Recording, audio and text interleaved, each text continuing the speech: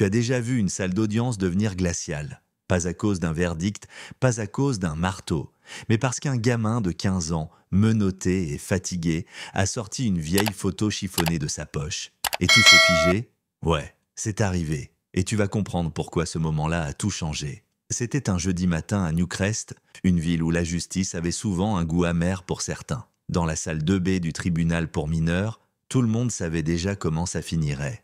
Le juge Étienne Marval, un homme connu pour ses décisions tranchantes, son absence totale d'émotion et pour sa sévérité particulière envers les jeunes, issus des quartiers nord, s'apprêtait à rendre sa sentence. Et au centre de tout ça, il y avait Malik Doucouré, 15 ans, les poignets liés, le regard droit mais les poings affermés, à s'en blanchir les phalanges. Malik, c'est pas un criminel.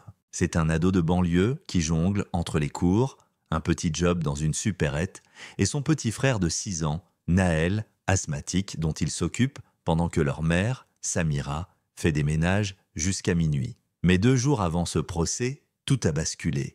Malik finissait son shift chez Épicerie Rabat, une minuscule boutique de quartier. 2 adolescents blancs sont entrés, ont foutu un bordel pas possible dans le rayon bonbons et se sont barrés en courant en renversant un stand de chips.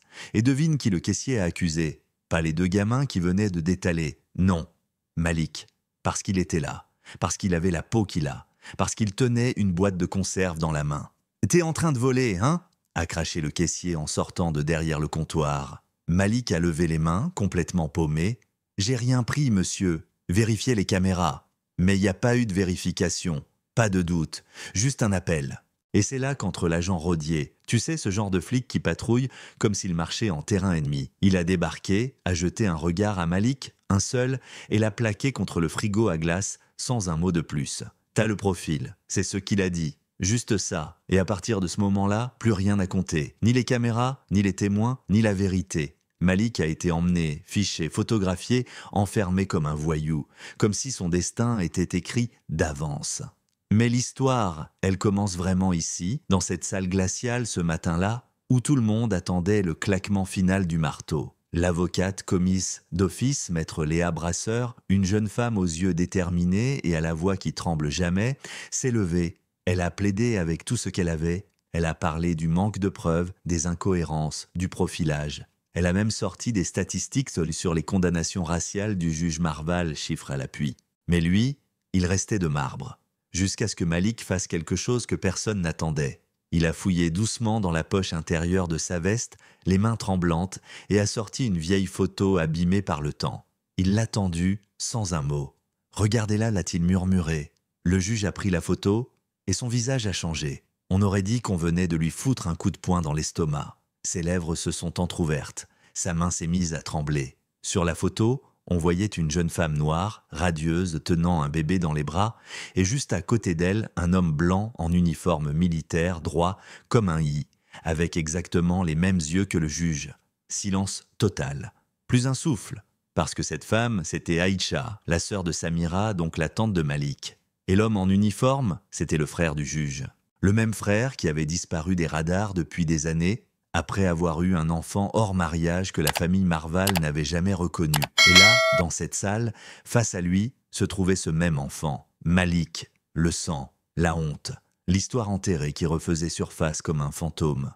Mais malgré ce choc, le juge a quand même levé son marteau et prononcé la sentence « 6 mois en centre de détention pour mineurs », comme si rien ne s'était passé. Samira a crié, Léa a protesté, le public s'est levé, mais Malik a été traîné dehors, les chaînes aux poignets, et la photo est restée là, sur le sol, abandonnée. Ce soir-là, en cellule, Malik n'a pas pleuré. Il est resté assis, le regard vide, comme s'il essayait de comprendre comment un homme pouvait renier ce qu'il avait vu de ses propres yeux. Mais il a agi. Il a utilisé son seul appel pour contacter une personne inattendue. Le pasteur Emmanuel Durand, un homme respecté dans la communauté, discret, mais redoutablement efficace.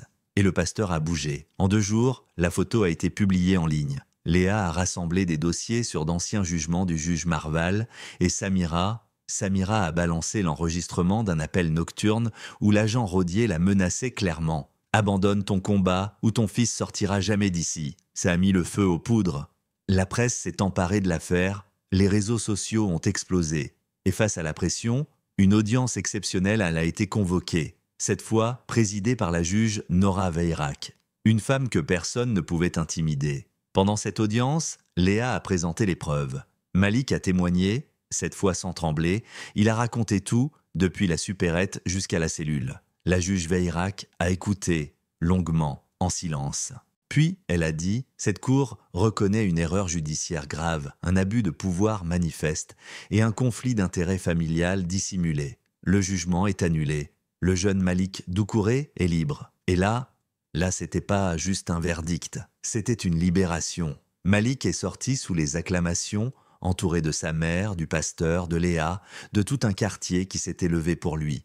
Et pendant que lui retrouvait l'air libre, les rayons du soleil sur son visage, la main de son petit frère dans la sienne, le juge Marval, lui, déposait sa démission. L'agent Rodier était suspendu.